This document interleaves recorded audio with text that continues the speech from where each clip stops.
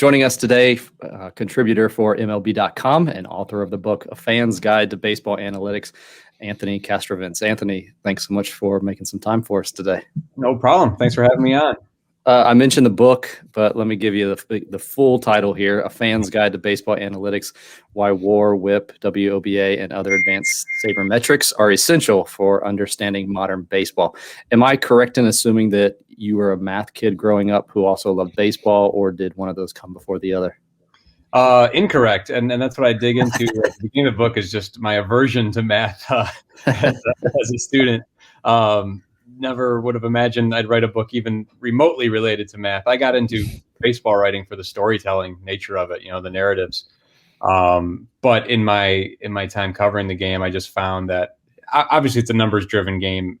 Even if you are, averse to math like I was. I mean, we all grew up with batting average and home runs and RBI. Just baseball just revolves around the numbers. But as I progressed in my career writing about it, more numbers began to influence the game. Different numbers began to influence the game, and I had to kind of learn them as we went along. And that's what I try to help my readers do with this book is to help them read it in a really relatable way and to make it fun, to make that math fun in a way that math was not fun for me growing up.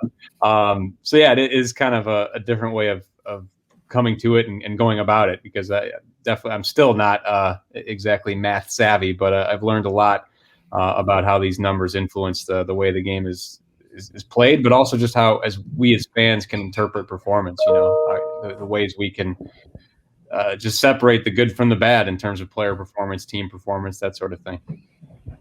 Anthony, big fan. Thanks for coming on. I also hate math, so I'm right with you. Short story, but in ninth grade, made the varsity baseball team and was waiting all season to make my first start as a pitcher. Mm-hmm. Missed that start because I got a bad grade on a math test and couldn't do it. So math is staying forever for me. But first of all, I just started the book, got it on Kindle. Highly recommend everyone go download it. But this is a dumb question: is WOBA? Do you pronounce that WOBA?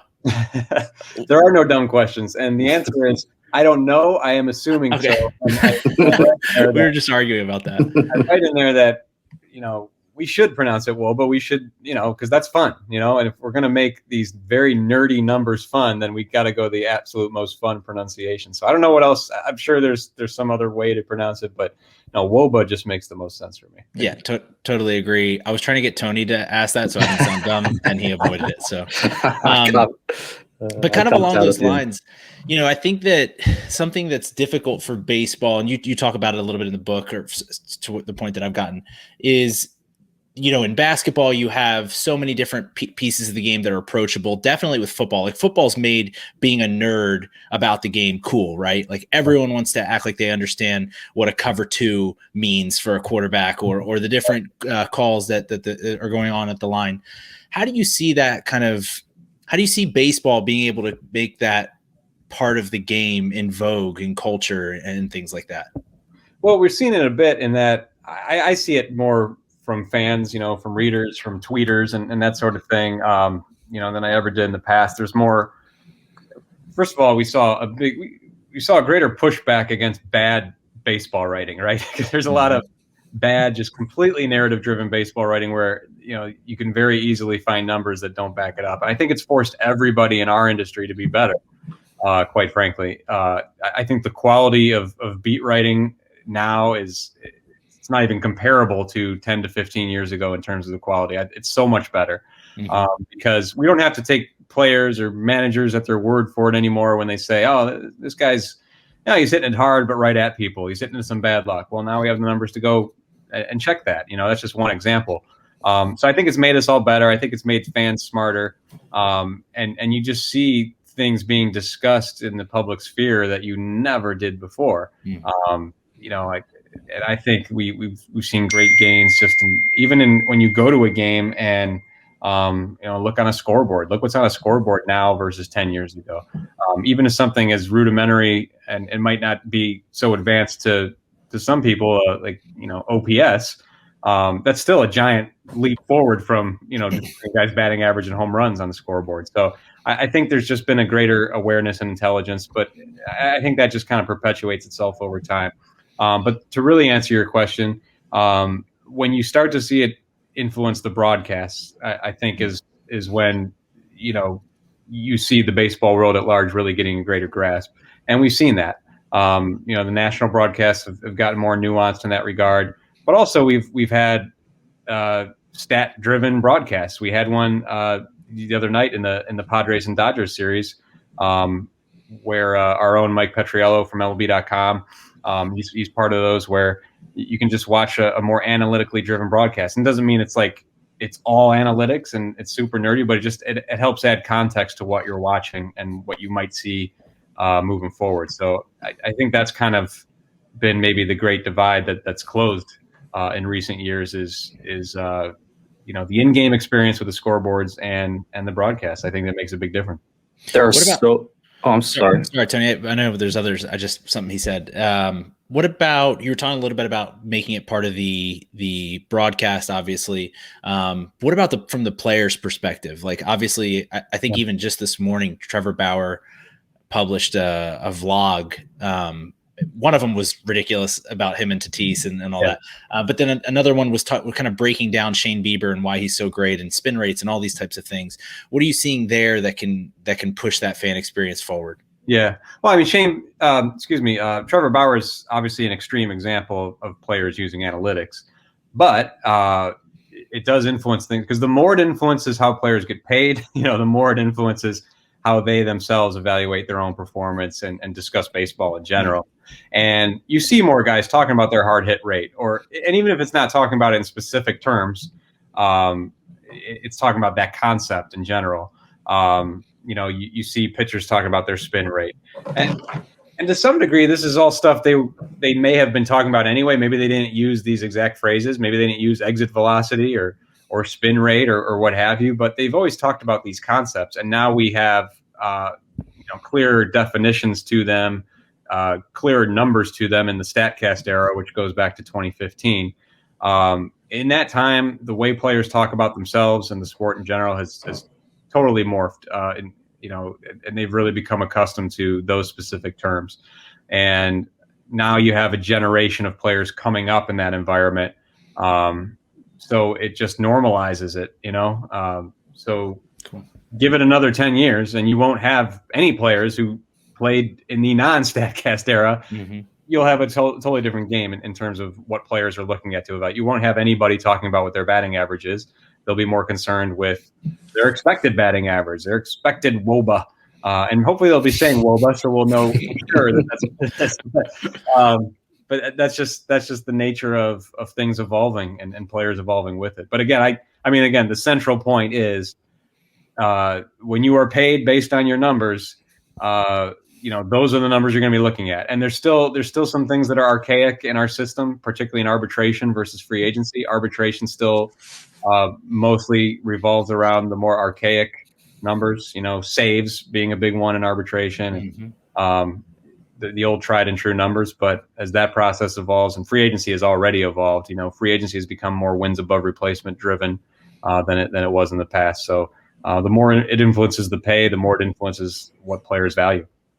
I am an analytics guy, and so I could talk about this all day, but we want to ask you a few questions about things that are going on right now.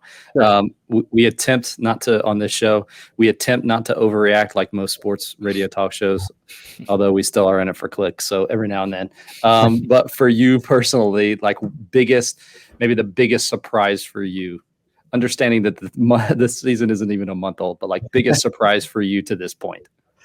Oh man, there's been a lot of surprise players. Your mean Mercedes jumps off the top of my head as a guy who wasn't supposed to have an opportunity with the White Sox, and he jumped off to such a great start. And there's always guys like that every year, but I look at the standings and see the Red Sox, playing so well. You knew they have it's kind of a star-driven team, and they have the talent to go on a run like this, but not necessarily at the start of the season.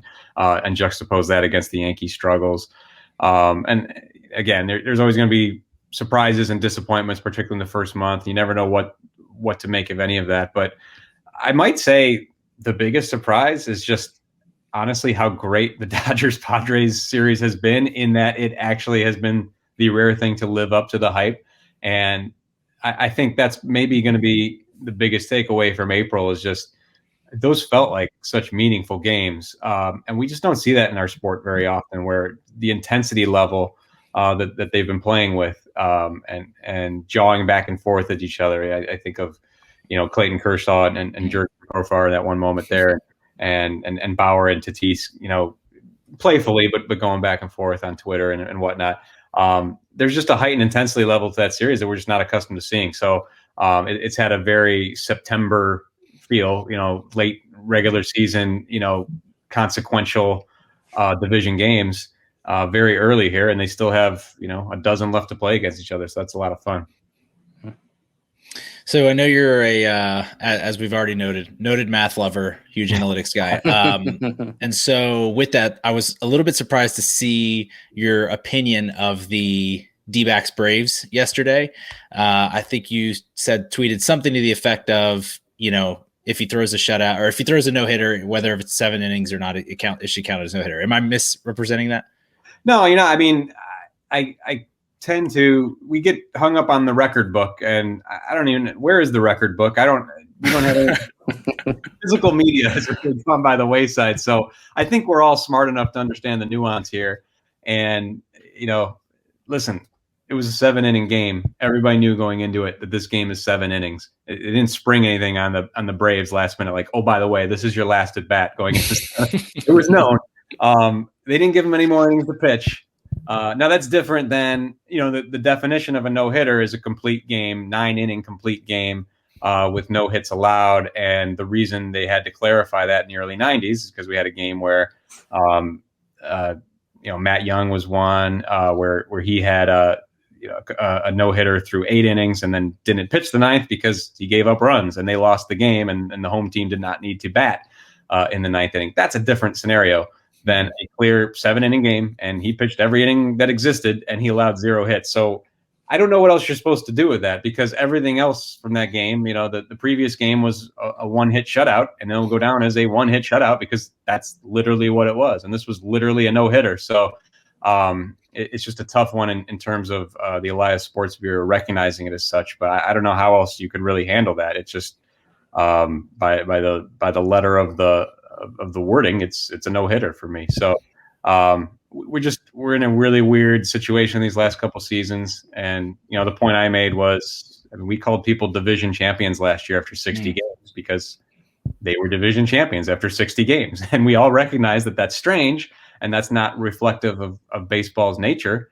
Baseball's nature is to go 162, just as baseball's nature is to go 9 innings. But under these circumstances, there are reasons why we have these 7-inning games. So you can't penalize a guy for throwing a no-hitter within him. They penalize the Braves for getting no hit. Mm-hmm. Oh, I'm all for that. Yeah. As a Phillies fan, I thought your note that just the collective audience had 1 less hit than the Braves in 14 innings was particularly helpful. And I didn't know that context. That's helpful. I was wondering why they even had definition around the 9 innings.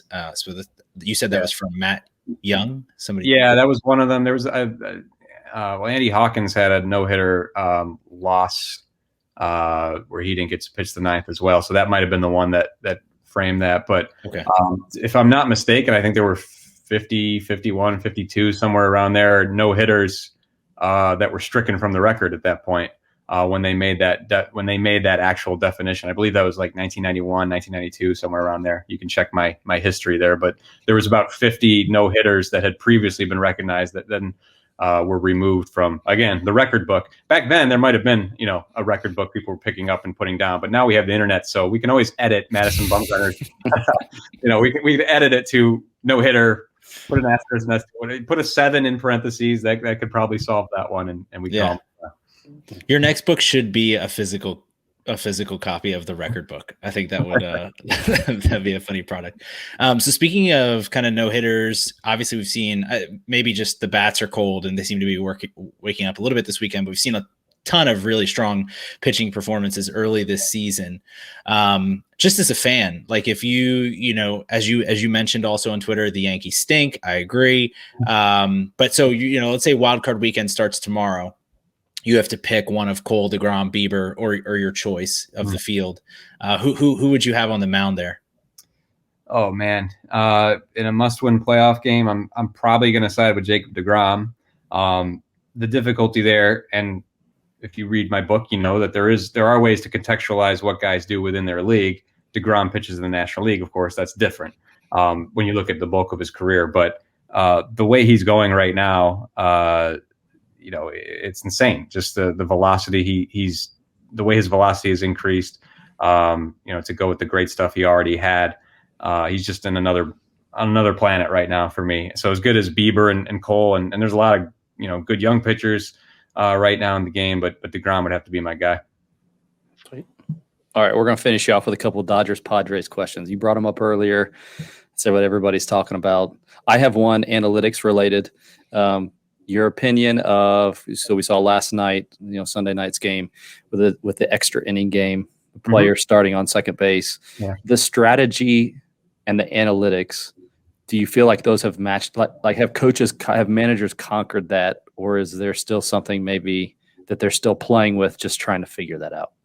Yeah, that's interesting, because my fear with that rule when we first started talking about it in relation to the minor leagues a few years back was, it'll just be bunt the guy over and hit a fly ball and he scores and that's it.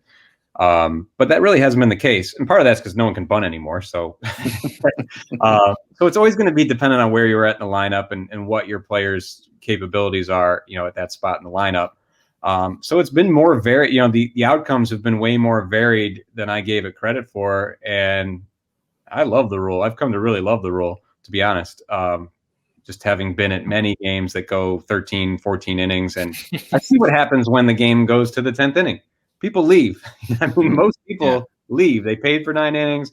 They leave after 9 innings. So it's hard for me to hear the argument about, this is not more compelling. I think it's much more compelling. I think it's that much more likely to keep you glued to your set or your seat and check out the outcome and actually see the outcome, before you tuck in for the night. And that's certainly been my experience. So I enjoy it. And yeah, it has had more outcome. And I do think, I don't know who would, first of all, at root, it doesn't benefit anybody more than the other, just in that they both get a runner on second, the home team and the away team. I can see an argument for the home team having an advantage in that they know what they're playing for in that moment, right? So if the road team does happen to score a run, you're playing for at least one, hopefully two. If they don't, you're just playing for one. So that increases, again, that idea of small ball, bunt them over, get a sac fly. So you have a different mindset as the home team than the away team. It doesn't make it necessarily easy to execute in that situation because you're in all likelihood, facing a reliever throwing 96 miles an hour or whatever it is. So, but that might be a slight advantage for the home team. I've heard some people argue for the visiting team. I don't really see that.